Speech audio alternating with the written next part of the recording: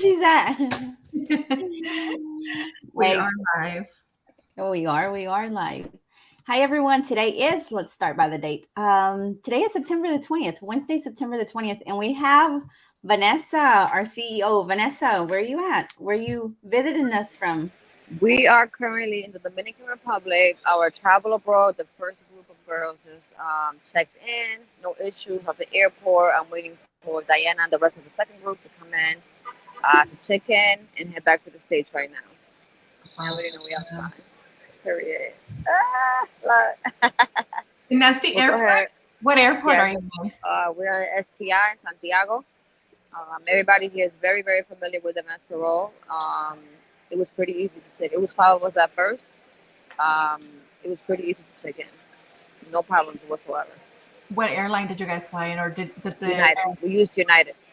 But I think everything is like connected, so they just have to take the paperwork and go to the back, check if it's like legit, whatever. They check it, your EAD card. They ask for your the QR code, like when you enter the country, to know like where you're gonna stay at, all that stuff. They check that. Pretty easy. I mean, no problema. That's awesome. Can't wait to hear about the Yes. trip. That's exciting. I'll mute myself though. All right. Bye.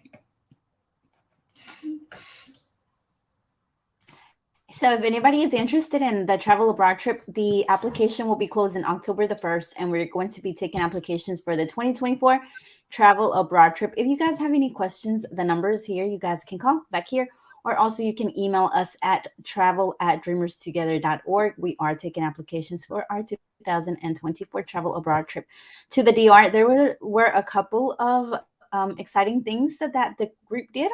And DR, one of them was attend a orphanage. And we'll be seeing and hearing more information about what was actually done. But yeah, if you guys are interested in the travel abroad trip, again, it is, you can also visit us on our website. It's dreamerstogether.org/travel abroad.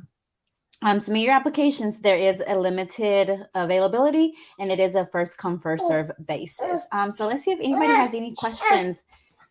If you would like to read that one, Gloria. Hi, Ceci Mitchell from YouTube, watching us from YouTube. That's awesome. Hi. And there is going to be, let me see if I can click. I can.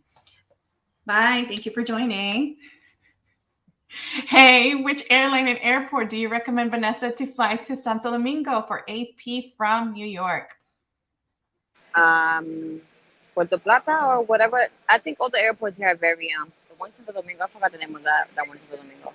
But are you from Santiago or are you from the capital? It doesn't really matter, to be honest. I think everybody's very aware here now of the AP. I'm in STI right now, so they are amazing.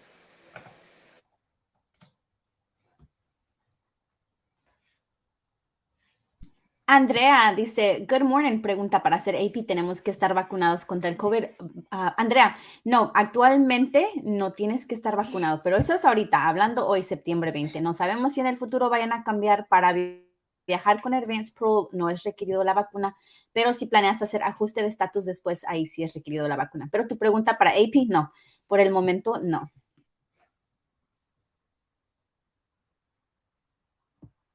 She said, Michelle said Santiago, and then she said, perfect, thank you. Okay, guys, if you have any questions in regards to Advanced Parole, AOS, we are here to help. You can just send us a message here and we can answer it live. Let me see. Okay, can you guys just kind of explain to them how, maybe in Spanish, how when they book a consultation, they need to just check their spam, correct? Ellie, you want to go in Spanish? Sure.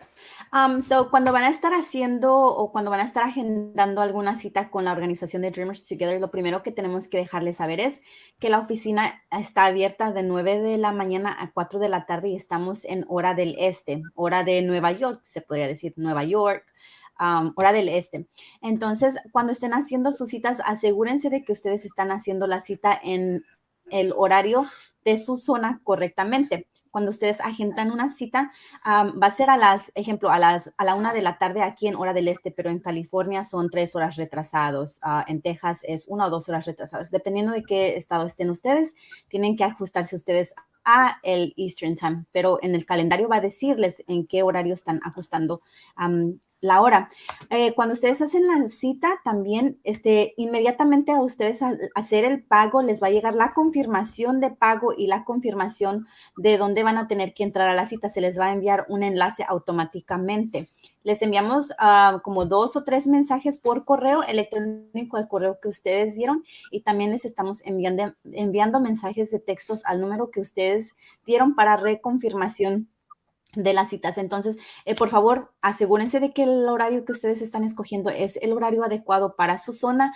Si no han recibido un correo electrónico y ustedes ya hicieron su cita, por favor, revisen su inbox de spam, donde se va toda la basura supuestamente, que automáticamente a veces se van ahí. Y si aún así usted no encuentra el correo electrónico, por favor, llámenos al número 203-437-7566 antes de su cita, porque a veces nos están llamando ya después que la cita ya pasó. Después no les podemos ayudar. Tienen que llamar con tiempo antes para que nosotros podamos ayudarles si ustedes no encuentran ese enlace para entrar a sus citas. Así es que, por favor, también pongan de su parte, respeten nuestro tiempo, así como nosotros respetamos el tiempo de ustedes, estén ahí puntual. Nosotros no hacemos las citas por llamada telefónica, todo es por un Google Link que se les envía automáticamente. Así es que, por favor, si nos pueden ayudar con eso, se los agradeceríamos muchísimo. Sorry, it was a long explanation, but I think they're good now. Let's see. I lost my place. There you go. Hello, Andrea. You're weekly. I see you here weekly, Andrea. Thank you for joining. Hello, I'm applying to see my husband's grandfather. La constancia médica is from December 2022. So I need to get a new one? Question mark. Also, do I need his birth certificate? Yes and yes.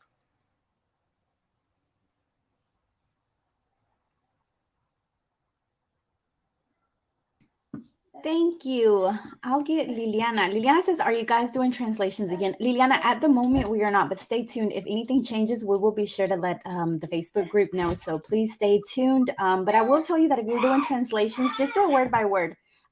Do it as exact as possible as to the original document. And just, translate word by word and hopefully try to format it as much as possible as you can. All right. Go ahead. What detail information do I need to add to my affidavit to request 365 days? Andrea, you need to not just include in your affidavit, but also show in terms of evidence of why you need 365. We need to work on, our evidence in terms of not just saying, I want 365, explain why you want 365, but also use your evidence to prove and to show why you need 365. I'm guessing if you're doing 365, you're also asking for multiple entries. So if you're asking for a whole year and for multiple entries, not to say, I would like 365 with multiple entries, explain your why and also show your why. If it's going to be through a constancia médica, abuelito needs to go be seen to the medical evaluations every 3 months, every 4 months. It all goes based on your personal constancia médica and your purpose of why you need 365. So just something we always recommend is to always remember your why you're asking for that time frame, and also proving and showing your why. So that's definitely something I would highly, highly suggest.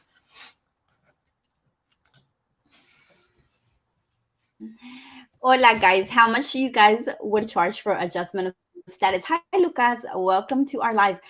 So for the consultation prices, it is $75 for just the consultation. Now, in order to do the paperwork, it is not a one size fits all. It depends on your type of case and how much work is needed to be done on your case. So what I would suggest is do the consultation. And if you decide to proceed with the adjustment of status preparation services by Dreamers Together, the consultation fee will be credited to your remaining balance if you do decide to continue. But you will be given a price at the consultation, again, depending on your case and how much work or how much dedication Dreamers Together has to put into it. And we do have awesome caseworkers. So they're going to give you their 110%. Okay. So book a consultation and we hope to see you soon, Lucas.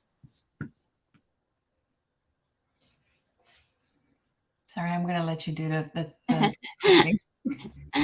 Okay. La Lucy. Hi, Lucy. She says, hi. Hey, can you all explain the FOIA? So FOIA stands for Freedom of Information Act. It is there's a couple of departments or agencies that you can request FOIA from, USCIS, CBP, OBIM.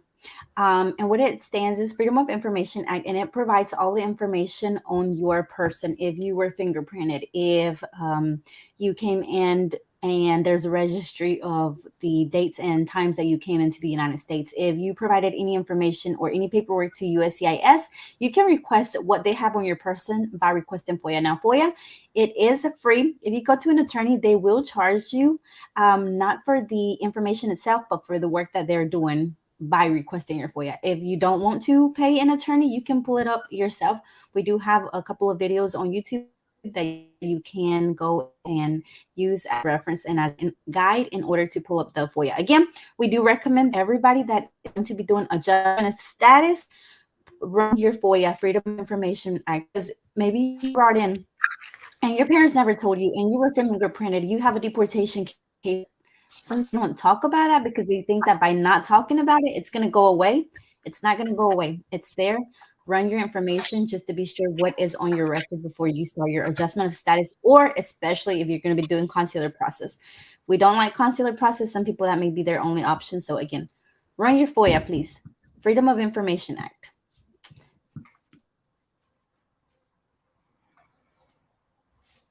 Do you want me to move it? Let me see here. Sarai says hi. Hi, Sarai. And then Ceci wants to update us. And she says that she requested her FOIA and she's planning to do adjustment of status through marriage. She's just waiting to get her AP approved. Her receipt date is June 12th. So we are looking at June timeframes. I know it's the beginning of June, I think it is, the advanced parole. Was it June 9th, the last one that we saw? Yeah. I so think that's June is moving forward. So we're June, July, August, September. So we're still at the 3.5 month time frame. I think these right here are replies because I see here Lucy replied.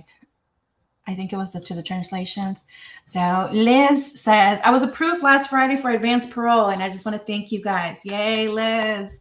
That's awesome to hear. That's great to hear. Make sure you share your pictures with us and share your experience going to and coming back. We always love to hear those experiences. So good to know and good to hear that you are approved. Let's see. Do you want to answer this one? Yes, Andrea Flores. Hi, Andrea. Hey, if I do a one-on-one, do y'all help how to do the affidavit? So the one-on-one, it's for more of a consultation for the advanced parole process. Now, if you just want to do help with your affidavit, we do offer that service. You can go to www.dreamerstogether.org/services, and you will find, it's not an affidavit, it's a declaration service, and we will help you with that. There is a fee to it, but we can write your declaration for you with the information you provide. Again, it's dreamerstogether.org at the bottom. Just go to dreamerstogether.org and check out our services.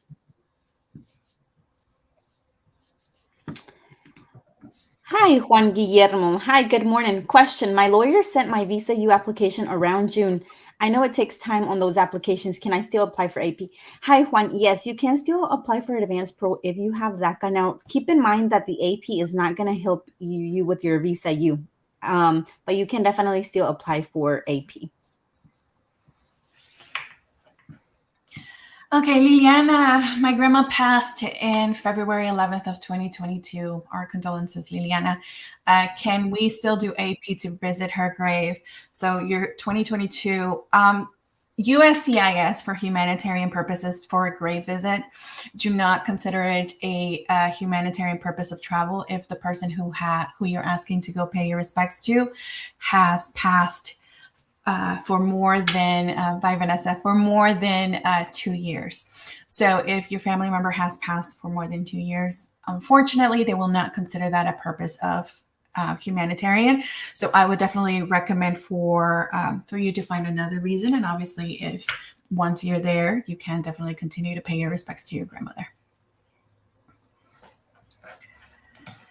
And Jose, hi. Do you guys do in-person help to fill out applications just for future reference for others to know, because some don't feel comfortable to fill them themselves?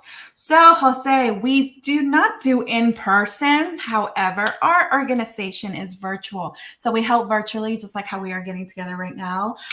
You book a one-on-one and we send you a link and we will talk to you through Google Meet, and we can definitely help you. Unfortunately, we can't do it in person because we're all over the place in the United States. Some of us are in the West Coast, some of us are in the East Coast. So, but we are definitely happy to help. We are accredited with the Department of Justice. So we most definitely are happy to help with any process that you need help with. Marina dice, hola, ¿qué puedo hacer? Mandamos mis hermanas y yo nuestra AP. Una de mis hermanas ya tuvo su número de recibimiento y de mi otra hermana y yo no hemos tenido nada. Eso fue el 7 de septiembre. Ayuda, gracias. Marina, puede tomar de unas 2 a 3 semanas para que USCIS reciba tu paquete y te mande un recibo. Ahora, ¿ustedes mandaron su paquete todas juntas en el mismo sobre o cada quien lo mandó por su propia cuenta? Por lo regular, otra vez pueden demorarse unas 2 a 3 semanas. Ahorita no han pasado más que 13 días. Así es que todavía es normal. Dale otra semanita más. Y si no, puedes contactar a USCIS y darle el número de rastreo y el número de money order para ver si también ya lo cobraron o cheque. Pero definitivamente yo te diría, espérate otra semanita más. This one, Brenda. Hi, Brenda. Welcome. Can I do advanced parole while I'm already adjusting status? My lawyer recommended not to since I'm already doing AOS and I might get stuck in Mexico. I will be doing InfoPass. Hi, Brenda. So first of all, you are not doing adjustment of status if you do not have a legal entry. It is very, very, very important that we learn the correct terminology for the processes that we are going to be doing, because there is a big difference between adjustment of status and consular process. Adjustment of status is you qualify to do the adjustment here inside of the United States without having to go to your home country to do the consulate interview. If you have to go back to your home country to do the consulate interview for your visa, for your green card, you are not doing adjustment of status. You are doing consular process. Consular process, it is because you do not have a legal status and you do not qualify in order to do the adjustment here in the United States. So here you are not doing adjustment of status. You are doing consular process. Your attorney, unfortunately, is incorrect. You can do advanced parole and then switch from consular to adjustment of status, which is what we always, always, always recommend. So please do advanced parole.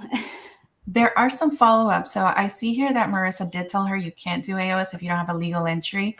And then she states here that she already has her legal entry. This will be her second time doing advanced parole. So I think that, again, reiterating back to what you said, it's very important to know your process very, very detailed, because then that right there, that's why the lawyer is telling her not to do advanced parole. Okay, perfect. So you can actually do advanced parole, but if you're already filing for your adjustment of status, do it under the adjustment of status category, the C09 category, not the C33. But you can. I do hear that some attorneys don't recommend you, but you're not going to get stuck. You will be fine. Just do it under the C09 category, which is the adjustment of status category instead of the DACA category. Thank you for that follow-up information. That was very helpful. Seeing that, I was like, I think that maybe that's why there's a confusion. But now I lost my place. Hold on. Oh, Andrea says, you guys are amazing. Thank you, Andrea. We're happy to help. Let's see here. She says, my lawyer is telling to notarize all my documents that I'm putting together for AP. Your lawyer? Well, Andrea, if you're, we recommend for the documentation to be notarized based on InfoPass. So if you're doing InfoPass, there is a post there on what documents do need to be notarized. Michelle says, my receipt date is July 21st. I requested dates of November, but I think I won't hear back before then. Should I attempt to change my dates or wait for them to request different dates? Michelle, I always say wait, because everything is based on the discretion of the officer. So wait until you get a notification. until then that's when I would suggest for you to update update your dates. Obviously, if there needs to be change of your dates, but wait until you get a notification from them. Okay, I'm putting this one for you, Ellie. Okay, Lulu says, hello, I sent my AOA's packet, but didn't do the FOIA. I don't have any record from what I remember, no criminal records either. My question is, if I get denied, if they find something, will I get a deportation letter or what happens? Lulu, it just depends, honestly. So if you have DACA, we always recommend that you keep your DACA up to date while you're doing adjustment of status. And that is because, again, if anything were to go wrong with your adjustment of status, you still have that DACA protection to fall back on. Now, if you didn't run your Freedom of Information Act, your FOIA, just because you think that you didn't have anything, I would honestly recommend you to run it right now. If you've already sent your packet, just run it. And it's going to take a couple of months for you to get it back, but at least you know for sure that that you do have a clean record. But again, it just depends on what type of case you have. If there's anything on there, immigration will let you know how they would like to proceed with your case after that. Ara says, hola, hola, hola, Ara. Isra says, hello, receipt date July. That's awesome, Ira. Ara says, pregunta, a mí ya me aprobaron a mi advance parole.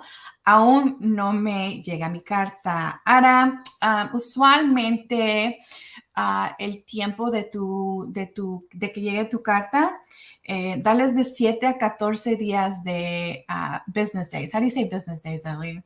Días hábiles. Días hábiles, sorry. De 7 a 14 días hábiles, ¿ok? Si ya está más de pasado de ese tiempo, entonces comunícate con Emma y ver cómo puedes ver qué es lo que está pasando con tu documento. You want to take this one?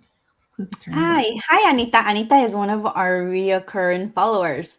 Hi, Anita. I want to do AP for my son. He wants to visit Canada for humanitarian reason, but wants to visit India to learn about his heritage. Anita, so if your son wants to visit India, find a reason. Does he need to go get dental treatment? Does he have to go see a family member that's ill? Does he have to go for work or educational purposes? You have to find a reason why your son needs to go to India and proceed from there. Remember, just go to the country that you're listing, and for every country that you're going to be attending or visiting, you need to have a valid reason. So it's doable. You just have to find your reason why and gather the evidence and go from there. Okay, perfect. Miriam says, on my quote, there's an x-ray fee, an intraoral photo, then the clean and crown. The x-rays and photo were taken in the office. Do I still have to get the Mexican quote for x-ray and intraoral?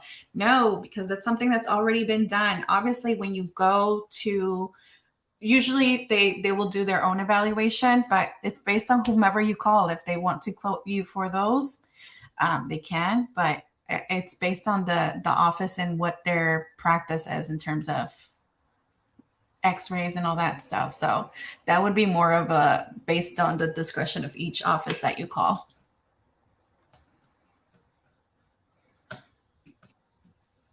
Sorry. It's because I hit the thing and it scrolls all the way down and I don't know where it goes. And I'm just like, hold on, we have a good. Okay. Hola, a mí ya me aprobaron mi advance el día 5 de este mes, pero aún no. That was Ada's follow-up email question. I'm sorry, follow-up answer from she had said she had gotten it, but she hadn't gotten her letter. That's Ada. That's 11 days. It's 11 business days. So you still have, so solamente fueron 11. Todavía ahorita en esta fecha estamos en 11 días. So te tienes que esperar un poquito más y ya cuando estés pasado de tus 14 días, entonces comunícate con Emma y habla con Emma y dile, hey, dame información en mi, sobre mi documento. También toma en cuenta que si te aprobaron el 5 de este mes, pero el 4 fue Labor Day y las cosas siempre se atrasan, que es con USCIS para mandarte los documentos o USPS, que es donde te mandan tus documentos. So dale tiempecito porque toma en cuenta que hay siempre un ripple de por qué se está tardando. Pero todavía estás en buena fecha de que todavía dale tiempo para que te llegue, ¿ok? Same thing, right? Yes. Okay. Gracias por responder. Sí, mandamos el paquete juntas, pero seguiremos esperando un poco más. And I know Lucy is sharing something here. Connie? Okay. Connie says, I had originally started the consular process. I have an approved I-130. Can I use that approval for AOS? It is active, or should I do the I-130? Once again, being that it's a new process. If your I-130 is still active, you can send the receipt, the confirmation that you have it approved. If it's approved, send it with your new packet, the adjustment of status packet, and they can use that to continue your process. If you are doing consular process, or if you are doing adjustment of status, try to keep that I-130 active by logging into EMVC at least once a year. After 1 year of inactivity, they will cancel it, and you will have to start all over again. I'm going to answer one last question, and then we have to go. We get off. So I'm going to answer Rosie. Rosie says, good morning, everybody. I was looking at a calendar for DACA renewal, but do you guys have any availability in the afternoon? Hi, Rosie. Thank you for watching us. You're watching us from YouTube. Rosie, we only are here Monday through Friday, 9 in the morning through to 4 in the afternoon, just like any other office. We unfortunately do not have any availabilities in the afternoon. So try to see, if you can get it. The latest I think we have is 2 o'clock. 2 o'clock. If you have any more questions, you can always reach out to us at support@dreamerstogether.org. But right now, what's on the calendar is the availability that we currently have. And the number is down here in our website. These are the phone numbers that you guys can call to schedule appointments. And we are doing advanced parole, adjustment of status, DACA renewal, affidavit, or affidavit services, declaration services, I'm sorry. So check us out, guys, but we have to run because we have another appointment at 11. So bye. See you next week. Thank you.